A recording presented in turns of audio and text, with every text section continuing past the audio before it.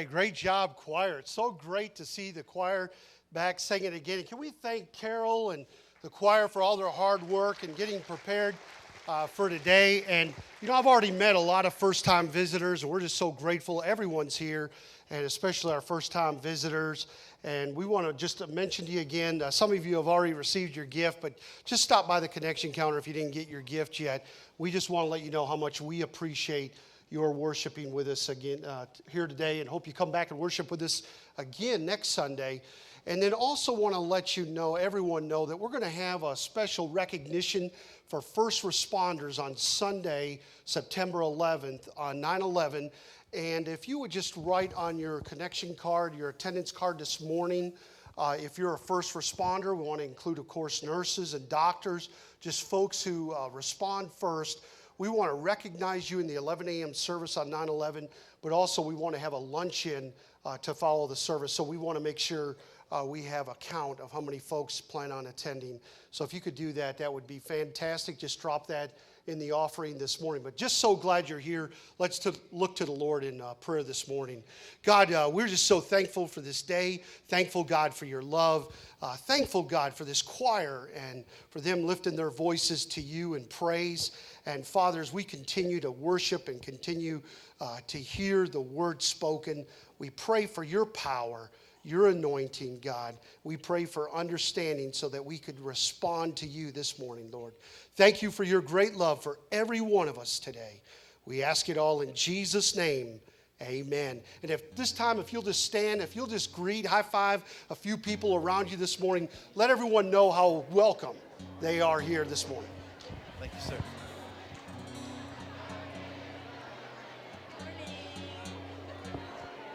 Got high five.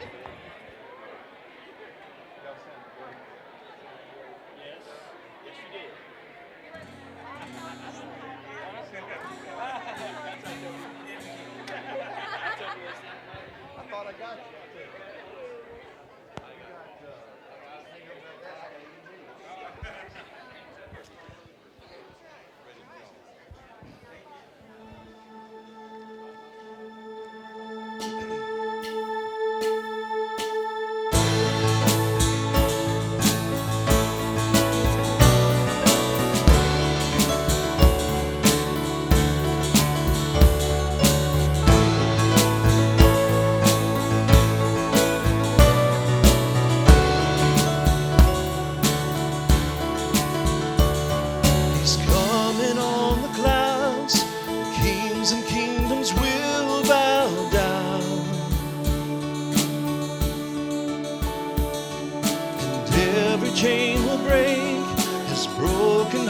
Declare his praise, for who can stop the Lord Almighty?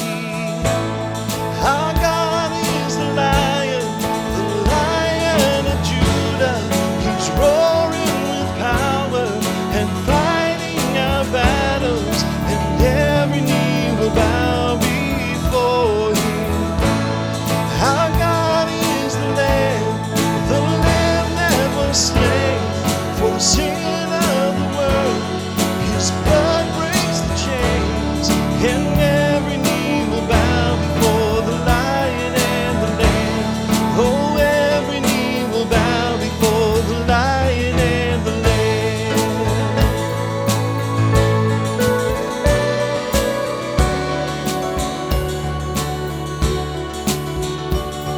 So open up the gates, make way before the King of Kings. Our God who comes to save is here to set the captives free. For who can stop the Lord Almighty? Our God is the Lion of Judah.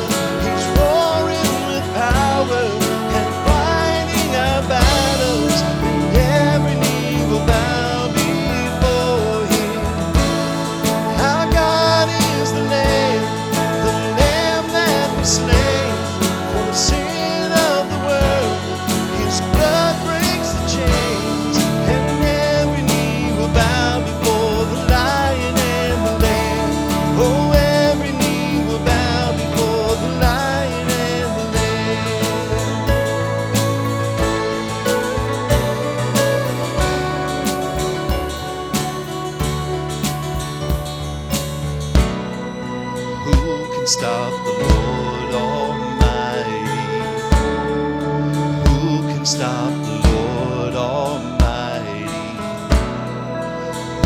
can stop the Lord Almighty? Who can stop the Lord Almighty? Oh, who can stop the Lord Almighty? Oh, who can stop the Lord Almighty?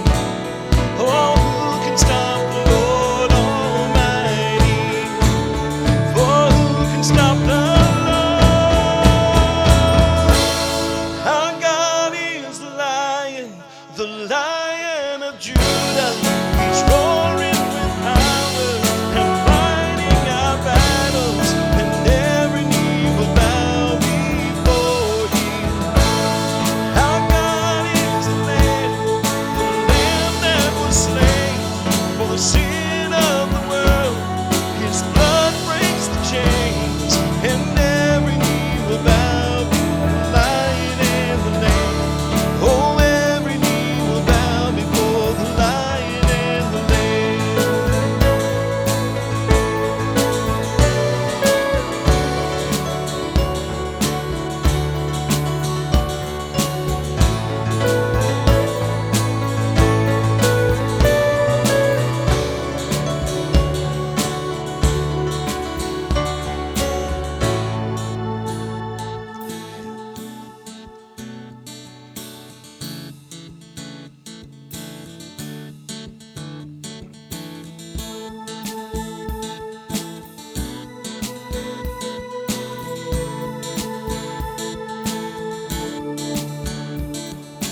He became sin, who knew no sin, that we might become His righteousness. He humbled Himself and carried the cross. Love so amazing, love so amazing. Jesus Messiah, the name above all names, our blessed Redeemer, Emmanuel, the rescue for sinners, the ransom from heaven, Jesus Messiah, and Lord of all. His body the bread, His blood the wine, was broken and poured out all for love, and the whole earth trembled, and the veil was torn. Love so amazing, love so amazing. Jesus died, name above all names, our blessed Redeemer, Emmanuel, the rescue for sinners, our ransom from heaven, Jesus Messiah, He's Lord of all. All our hope is in You. All our hope is in You. All the glory to You, God, the light of the world. Jesus Messiah,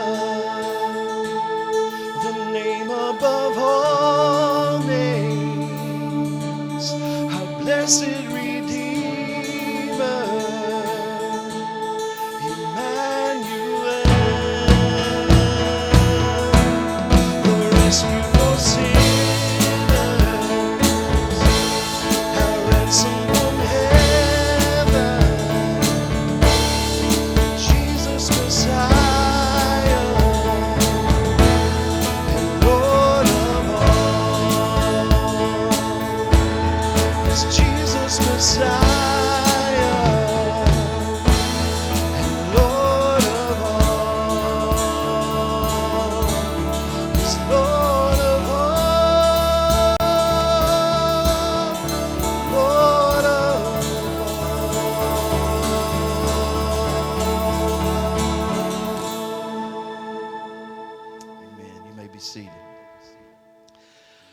Today, as we approach a time of communion, I want to ask you this question: What does God need from us?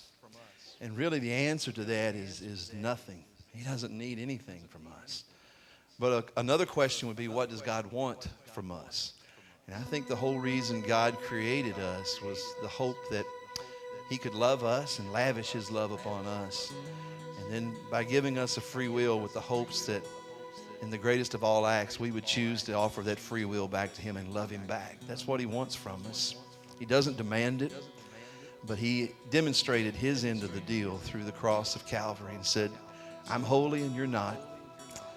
I'm perfect in all my ways. You're not. But I love you. And through this cross, if you love me back, I want to make a way that we can be together for all eternity. So that's why we celebrate the cross. That's our portal, if you will, to be able to fellowship with Him. God wants a relationship with us, and He's done His part. The grace has been offered, and now He's watching to see how we'll respond. And our response is not perfection. We can't do that. But our response is a repentant heart that says, God, I want you back, and I want to live in relationship with you, not just on Sundays, but every day. I want to be yours, and I want to live for you in all my ways. And so this is beautifully illustrated as we gather around His table, that whosoever will believe in Jesus Christ, call upon His name, repent and be baptized, you can be His child and live in relationship with Him all your days. If your desire today is to say back to Him, God, I love you back, and I give you all that I am, then join us today as baptized believers in Christ as we partake of the body and the cup that represents His blood today as believers. Let's come around His table together. My Jesus, I love Thee. I know Thou art mine. For Thee all the follies of sin I resign.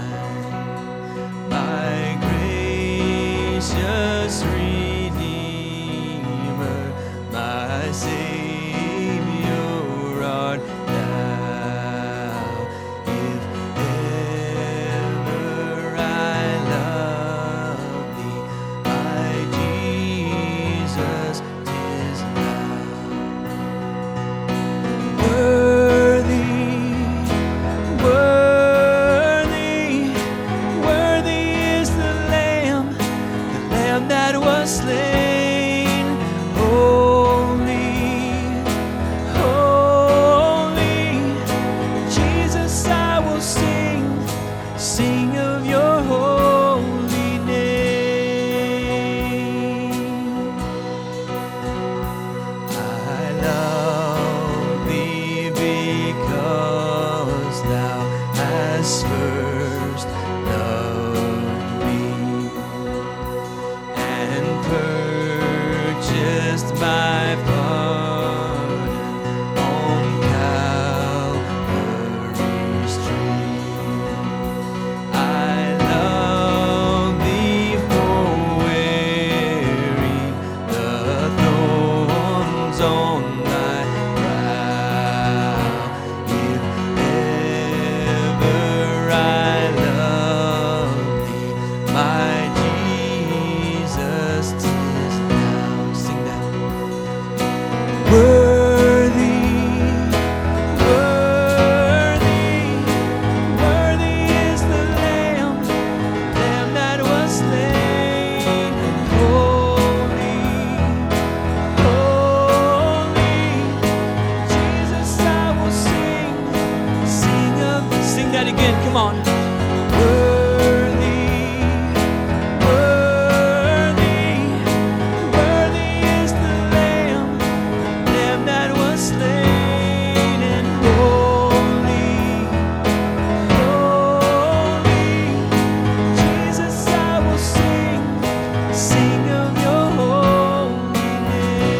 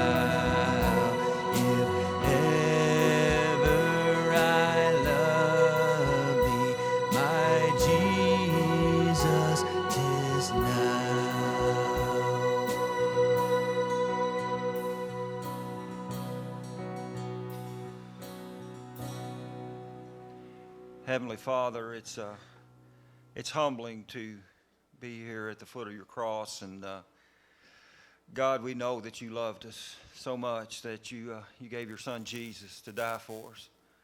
And Lord, if it had been any one of us, you still would have done it. And God, our response then should be one of a heart filled with love for you, and that it would manifest itself by being obedient, Lord, every day, that we would be lights that would shine in a very, very dark world. So God, as we take this time to remember, God, the supreme sacrifice that you paid when you gave your son to die, Lord, may we be grateful.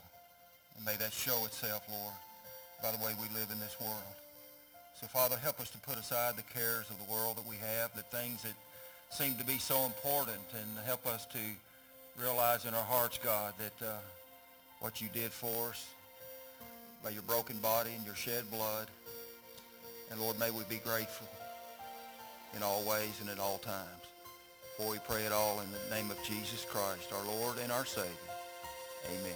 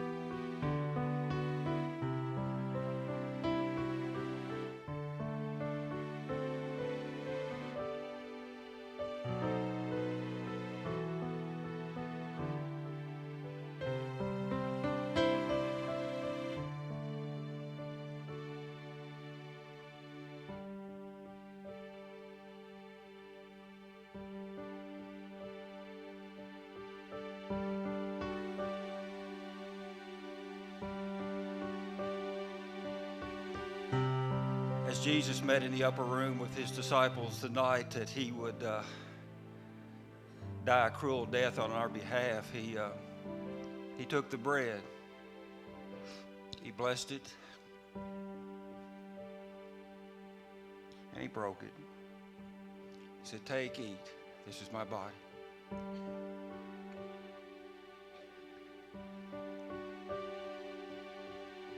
And in like manner he took the cup, saying, "Drink ye all of it, for this is my blood, which was given for you. Do this as often as you do it in remembrance of me."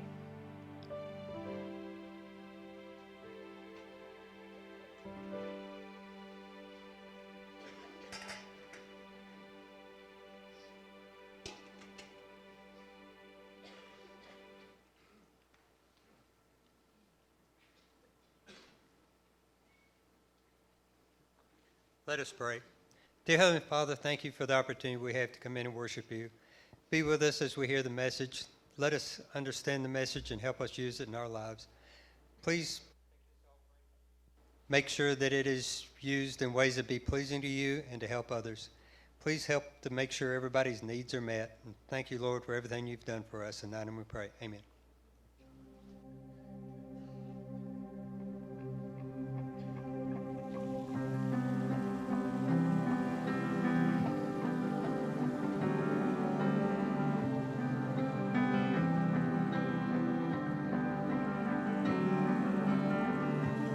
I am guilty,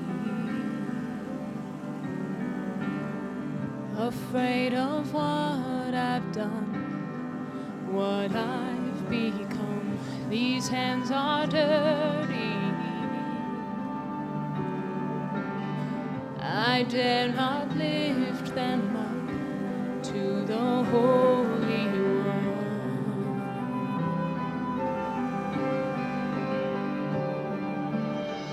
You plead my cause, you right my wrongs, you break my chains, you overcome, you gave your life to give me mine, you say that I am free, how can it be?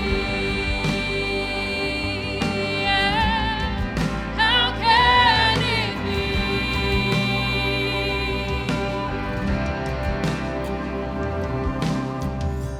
I am hiding, afraid I've let you down. Inside I doubt that you could love me, but in your eyes there's only grace now.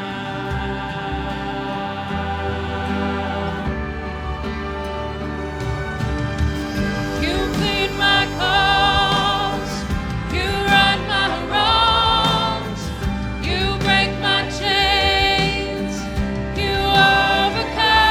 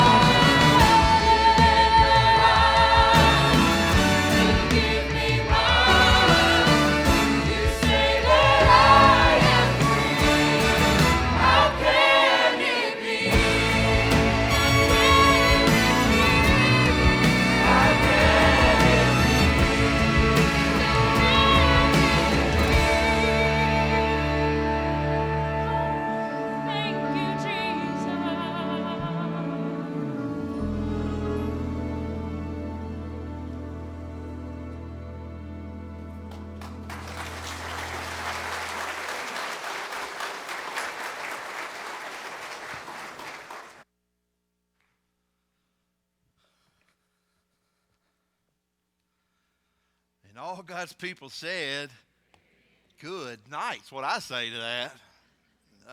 Good to have the choir back in action again, isn't it? And after their summer break, and I know they're getting cranked up, and Carol's already thinking about Christmas, aren't you? That's pathetic. All right, but anyway, that's awesome is actually what it is. She's always getting ready, and she's excited about Christmas, and it sounds weird to be talking about it in August, but we are. It's also good to have Christy Dressler and McCaden back in our worship team. Could we welcome them back this morning as well?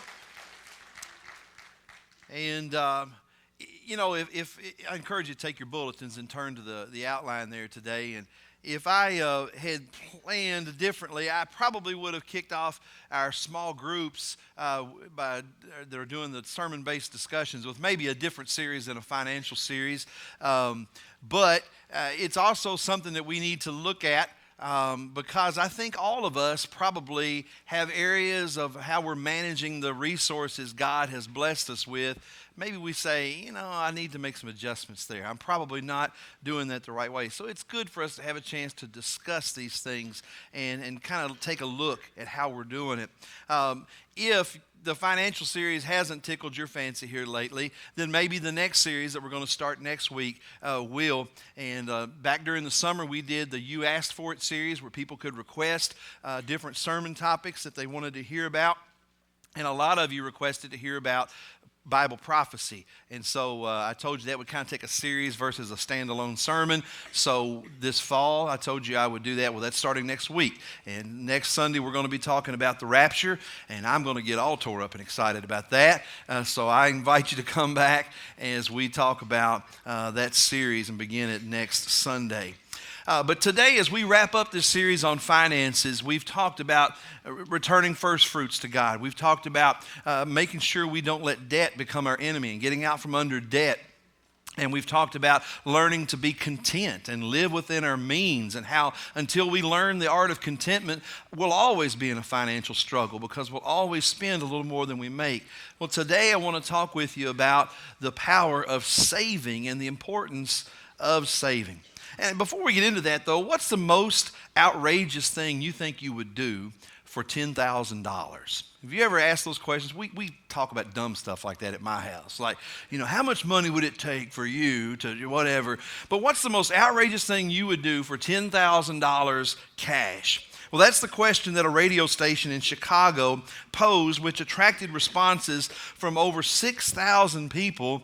And it makes me concerned for humanity, what some of them would do. The eventual winner was a guy named Jay Gwaltney of Zionsville, Indiana. And for $10,000, he agreed to eat an 11-foot birch tree, a sapling, leaves, roots, bark and all. And for the event, they made a big deal out of it. He wore a tux. He sat at a table that had a tablecloth and candlelight and sterling silver and fine china and all that. But he also had a pair of pruning shears with him. And this Indiana State University sophomore began eating this tree from the top all the way down the branches to the trunk and to the roots. He ate the whole thing for the $10,000. His only condiment that he used to eat with was French dressing for the massive leaves and branches.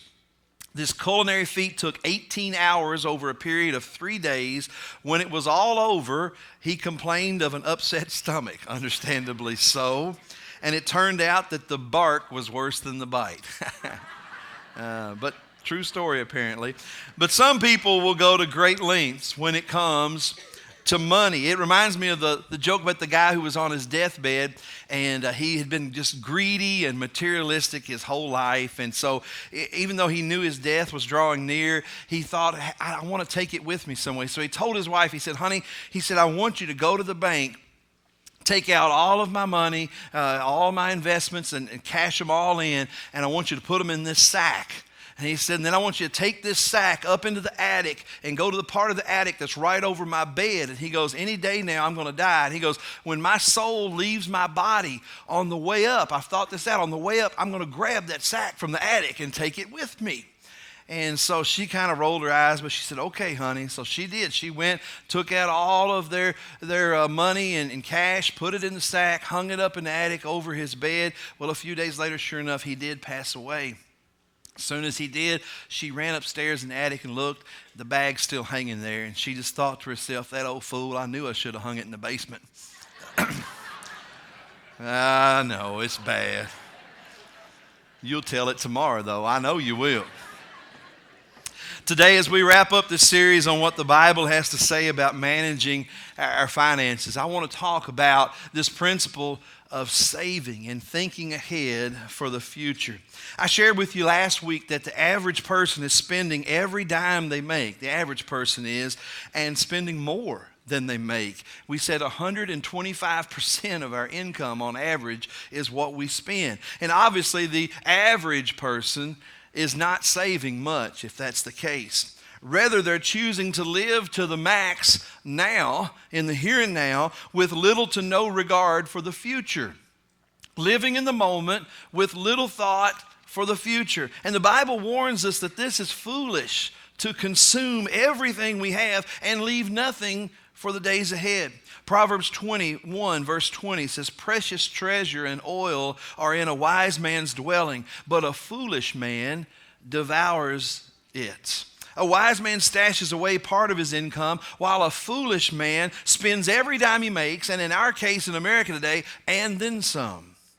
I want to tell you about something that if you've been attending here for some time, you've no doubt heard me talk about before, but I always preach the 10-10-80 principle when it comes to finances. For years, I've counseled with people to operate their finances by this principle, and it's simply this: the first 10% that you make, return that to God. And we talked about that a couple of weeks ago, of bringing the first fruits of our income back into the storehouse and offering it back to God. And I shared with you a couple of weeks ago that I'm convinced that I can live better on 90% of my income with God's blessing than I can on 100% of it without it. And I firmly believe that. But the second 10% of your income, listen, should be saved or invested or stashed away for the future. And then the remaining 80% determines your lifestyle. And that's where the contentment thing comes in, because we want to live bigger than 80% of our income sometimes, don't we? Well, in today's message, I want to show you the importance, why that's so important that we don't neglect that second 10% of saving for the future. You know, there's a phrase that we hear sometimes called leaving room for margin.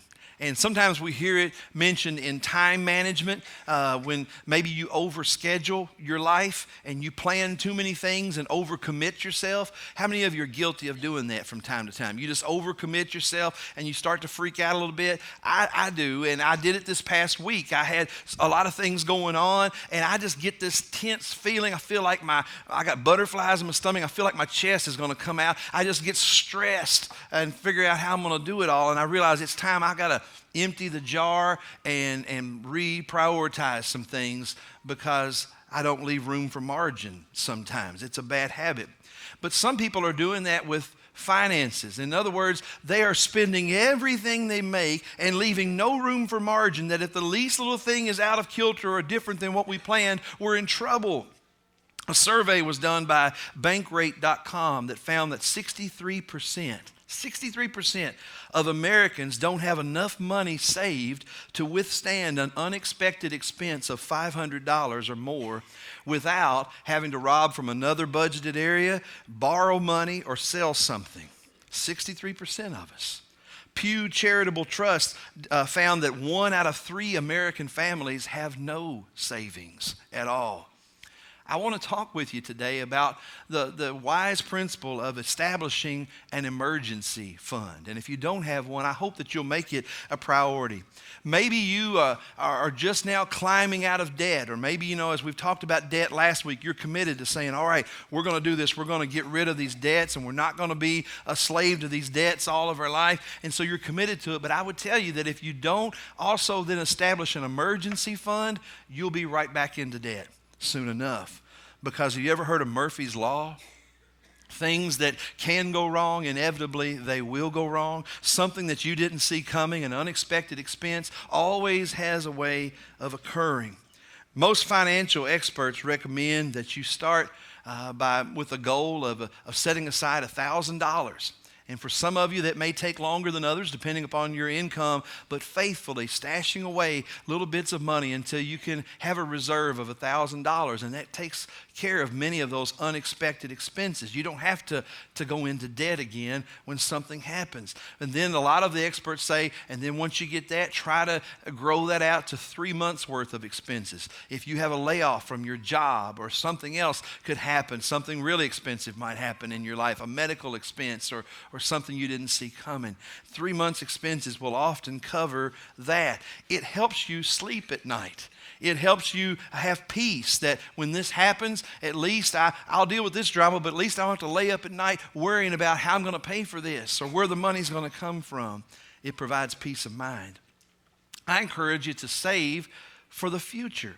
Now, the emergency fund is there to catch all those expenses that we didn't see coming that came out of nowhere, but there are also some expenses that we can anticipate. We know they're there, we just don't like to think about it.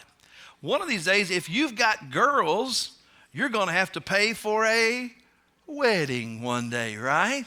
And some of those weddings can get expensive, can't they? We don't like to think about that. It'll just work itself out, we like to think. Or if you've got kids, there's a chance they may want to go to college one day, and they may ask for you to at least help with part of that, and we don't like to think about that, even though we know it's coming. Or one of these days, you're going to want to retire, and we think, well, it'll work itself out when I get there, and we don't really think about saving for the future. You know, when making a point about the importance of providing for the future, the Bible uses the ant as an exemplary model. Listen to this passage in Proverbs chapter 6. Go to the ant, O sluggard, consider her ways and be wise. Without having any chief, officer, or ruler, she prepares her bread in summer and gathers her food in harvest. The Bible says the ant doesn't have a boss that makes them do this, but just instinctively, in one of the miracles of God's design, an ant automatically knows that in the summertime there's lots of food to be had, and I want to get not only enough for this day, but I'm going to store it away. Instinctively, they know, these little bitty ants with their little ant brains, they know to put some away because the winter's coming. And I've got a time that's going to be lean ahead. And so they stash it away, getting ready, and then they're more than ready for the winter time. And they're resilient in that way. Speaking of the ant, maybe you heard growing up the old fable about the ant and the grasshopper. How many of you, by show of hands, know what I'm talking about? The ant and the grasshopper, that fable. And if you don't, it goes kind of like this. The ant worked hard in the withering heat all summer long, building his house, laying up supplies for the winter. But meanwhile, the grasshopper just watched the ant work and thought the ant was foolish to be slaving away so hard out in the heat. And so he just danced and played the summer away because there was food everywhere for the taking. But come winter, the ant was warm and well fed, and the grasshopper had no food or shelter, so he died out in the cold. And that's kind of the way fables went back in the day, wasn't it? But the moral of the story was to be responsible and plan for the future and be thinking ahead. And that's the kind of parable that our ancestors told, isn't it? Maybe some of you heard that from your parents or from your grandparents and that generation. All about hard work, about self-reliance. And our grandparents preached to us about self-responsibility and making sure that you take care of yourself and your family. And I mention that because I don't know if you pay attention to our culture, but there seems to be a new mentality and way of thinking that's becoming all too prevalent in our culture today. It seems that we're drifting from those values that have served our country well for so many generations now. The greatest generation we often call the World War II generation. They lived by these principles, and it made America great. But we're kind of drifting. To get an idea of what I'm talking about, maybe it'd be best to tell you maybe a modern version of that same parable I just shared with you. Maybe you've seen it. It goes like this. The ant worked hard in the withering heat all summer long, building his house and laying up supplies for the winter.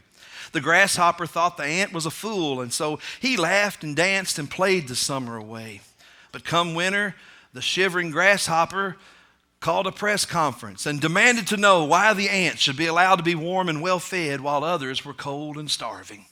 The major networks showed up to provide pictures of the shivering grasshopper next to a video of the ant in his comfortable home with his table filled with food.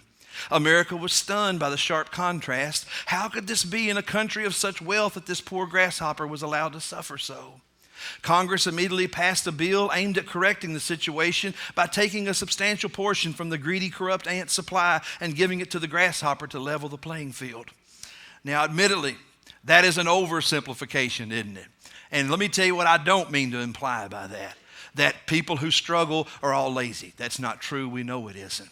There are people that are struggling and in tough situations today at no fault of their own because they were dealt tough circumstances or there are situations in their life that they cannot help. But at the same time that is true, and of course, we as the church should be the first to help people in those situations. Please don't misread what I'm saying. We should be compassionate. We should be generous and the first to help deliver the love and the grace and compassion of God. But at the same time those things are true, there is a current of change in our thinking, in our culture today that also has lost its incentive to work and produce and take care of ourselves. People that could work but choose not to.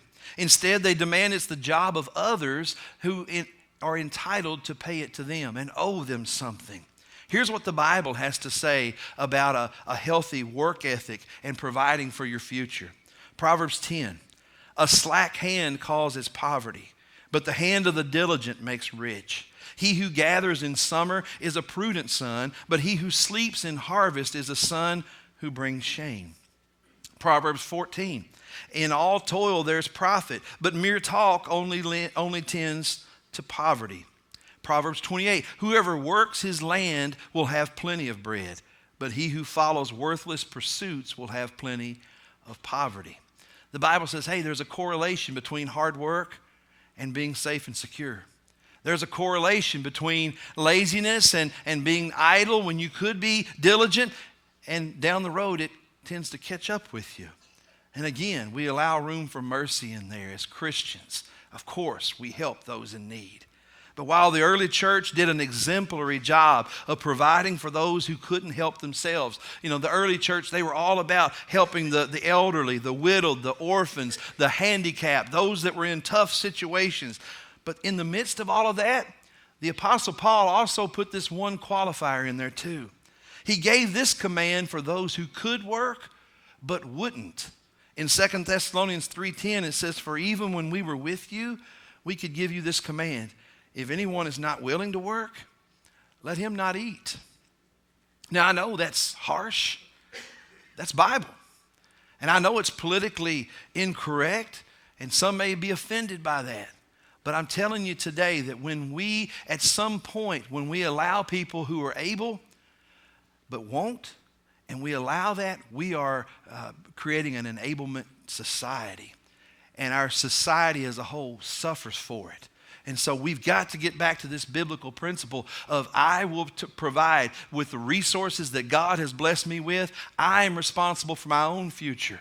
And it is my job that with all that is in me, not to be dependent on any man, but as God blesses me with the resources to provide for myself.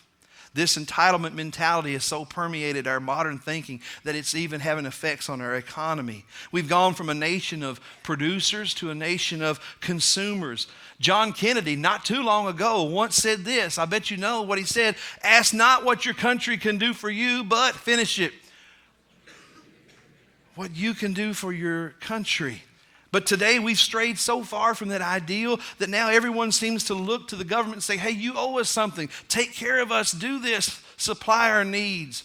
We live on 125% of our income, and then we expect someone to bail us out for our recklessness. America's got to again become a nation of producers and less of a nation of consumers and dependents.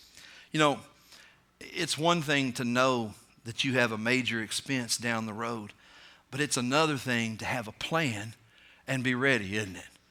Sometimes we just don't like to think about it, so we just put it out of our mind and think it'll take care of itself. Many people are hoping they have enough money to retire or to contribute to their children's college one day, or they don't really know if it'll be sufficient to do what they hope it will. The Bible encourages us to take action on our hopes and to make a plan to ensure that we're on the right path to seeing the good intentions we have become a reality. Luke 14:28 says, "For which of you, desiring to build a tower, does not first sit down and count the cost, whether he has enough to complete it or not?" I want to encourage you to sit down with a financial planner or someone that's an expert in this field to help you put together a plan to make your plans, goals, and good intentions a reality. Tonight at 6:30, we're going to be hosting a financial workshop here at the church. It's going to be just an hour-long deal where we're going to have some folks that are going to come in and address a few topics that pertain to a lot of us about providing for the future and how to know if you are on track or not with your goals. And I invite you to come out for that. The seminar is planned to be an hour, but they'll also stick around. If you have specific questions, you can talk to some people that know a lot more about this than I do. We also have folks within our church family right here that work in the financial industry that if you would like to talk with some folks that you know or within our church family, I'd be happy to put you in touch with them as well. And understand we're not endorsing any of these companies. This is not intended to be a commercial. We just want people to find financial freedom. We want people to not only wish and dream, but to have a plan to get to where they hope to go one day and enjoy the blessings of God. You know, it can seem sometimes like an insurmountable task, can it? When we start thinking about these things that we know lie ahead, and I could never save enough to be ready for that.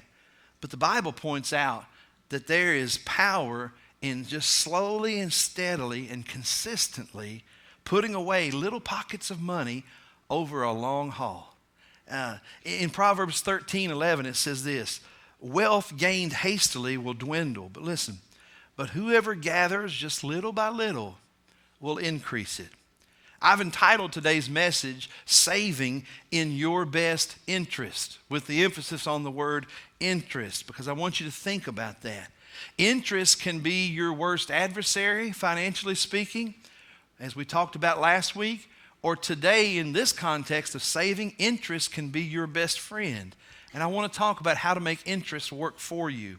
Let me show you the power of just small, steady amounts growing with compounding interest. Albert Einstein is quoted as saying this: "Compound interest is the eighth wonder of the world. He who understands it earns it. He who doesn't pays it." And for example, let me show you just a scenario, and I'm not a financial guru, okay? I don't profess to be, but I did a little tinkering this week on an online site that shows you how to some numbers, how to crunch some numbers for compounding interest. If you simply took $1,000 and you invested it at 3.5% interest that compounds annually, and you could say, well, out of my monthly income, I'm going to take $100 of that, and I'm just going to put it in this investment, maybe even direct deposit. It just goes right there and you never see it. So you start with $1,000, you put $100 in each month. At the end of a 30-year working career, you would have a balance of $64,754. It adds up little by little, nothing big or dramatic, but just steadily and consistently preparing for the future. But what if you could do more? What if you originally could invest $5,000 at 4% interest, and there are places out there where you can get 4% interest and more. And you did that for 30 years, and you could carve out a little bit later, you could carve out $200 a month and just say, I'm going to put that in there, and I'm going to pretend I don't even have that. It's just going to go into this investment. At the end of 30 years, you would have $150,820 if you have interest working for you instead of against you. The key is to get started early and to be consistent and faithful with it, putting away little by little on a consistent basis. Now, with all that said, and all my math people are checked out, or my non-math people are checked out right now, but let me say this: don't save too much. That might sound like an odd thing to say in a sermon today, but let me tell you what I mean. John G. Wendell and his sisters I read about were some of the most miserly people of all time. Although they had received a huge inheritance from their parents, they spent very little of it, and they did all they could to keep their wealth for themselves. John was able to influence 5 of his 6 sisters never to marry, and they lived in the same house in New York City for 50 years. When the last sister died in 1931, her estate was valued at more than $100 million. Her only dress was one that she had made herself, and she had worn it for over 25 years. The Wendells had such a compulsion to hold on to their possessions that they lived like paupers, even though they had much. So while there is wisdom in saving at least 10% of our income and thinking about the future and thinking about emergencies, in another sense, what good is it if we don't take the time to enjoy the money that the Lord has blessed us with along the way? And don't rob from the other areas in that 10-10-80 principle. Certainly don't rob and take the first fruits and say, well, I'm going to invest that. Instead of giving to the Lord, I'm going to take that and invest it for the future. I don't think that's the right answer at all. The Bible speaks of that in Luke 12:21 when it talks about the one who lays up treasure for himself and is not rich toward God. Don't do that, but don't rob your future so you can live now either. The thing I love about the 10-10-80 principle is that it kind of teaches us balance between thinking about the future, honoring God, but also learning to live a life of blessing now and be content with that. It brings balance as we manage our resources.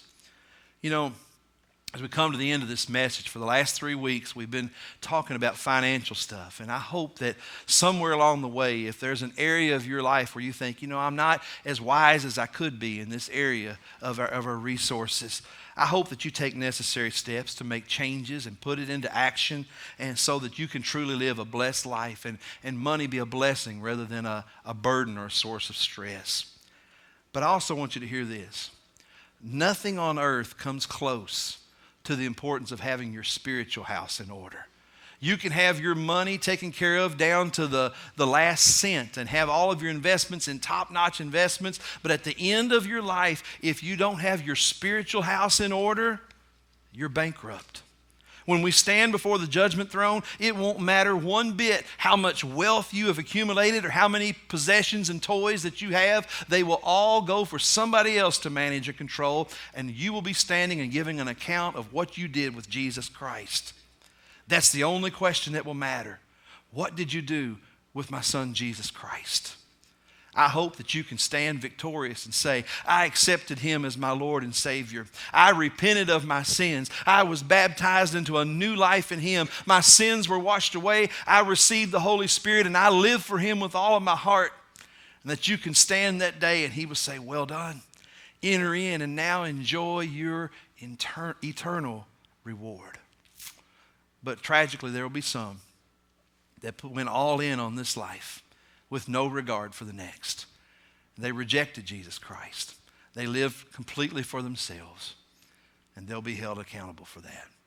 Friends, if you have a decision, an eternal one that you need to make today, the Bible says in Mark 8:36, what does it profit a man to gain the whole world but forfeit his soul?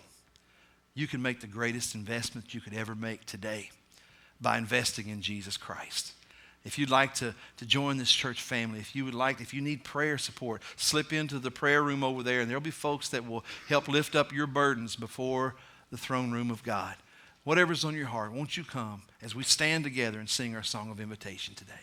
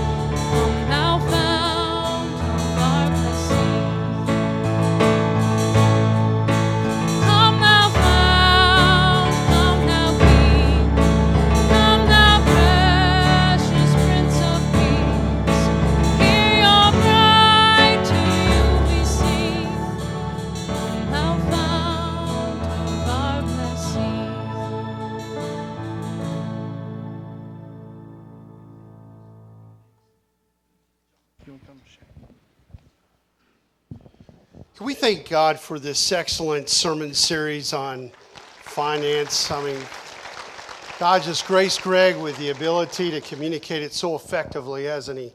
It's been so helpful. So thank you, brother, for listening to the Lord and being his messenger. And just hope you take time to look at a lot of announcements in your bulletin this morning. Just want to remind folks who have been recently, if you've been recently baptized or have joined the church, we have important information we'd like to give to you. Just see me right after the service. One is a certificate, so we want to make sure we put that in your hands today. And then there's information about signing up with Kroger. A lot of you have already done that, but those resources can go here for ministry at the church. I think the deadline is like this Wednesday, but read that orange flyer in your bulletin this morning. And then Marcia Durr for the ladies ministry, women's ministry, wanted me to mention to you all that Camp Calvary is having a women's retreat coming up Friday night, September 16th through Saturday, September 17th. I think it ends right after lunch on Saturday. The cost is $25. There's a pink flyer that you need to sign registration form. It's at the connection counter, so just stop by, but you need to pre-register, ladies, so hope you take advantage of that as well. And then Ellen Baker wanted me to mention that the missions team, there's a blanket ministry that'll meet in the gym right after. It's actually next Saturday morning at 9 o'clock. So if you could be here, if you're part of that ministry, be here for that. And then like Greg mentioned tonight at 6:30, there's that financial seminar. So hope all of you can join us for that great time. So we've been blessed. We had baptism already this morning. Some folks who joined the church. So it's been a great day in the Lord. Let's stand together and let's give God thanks. But so great to see all of you. If you are visiting and you didn't get your gift, just stop by at the connection counter after the service. We're really glad that you're here today. God, thank you so much for the blessings of this day. Lord, we thank you for the baptism. Thank you for folks who have joined the church already today. And Lord, we thank you for the ministries, the various ministries in the church. We thank you for the small group ministries and the countless folks who are part of those ministries. And Lord, we pray that you would continue to help us to be faithful in every area of our lives, God, that our lives would please you and that, Lord, your light would shine through us.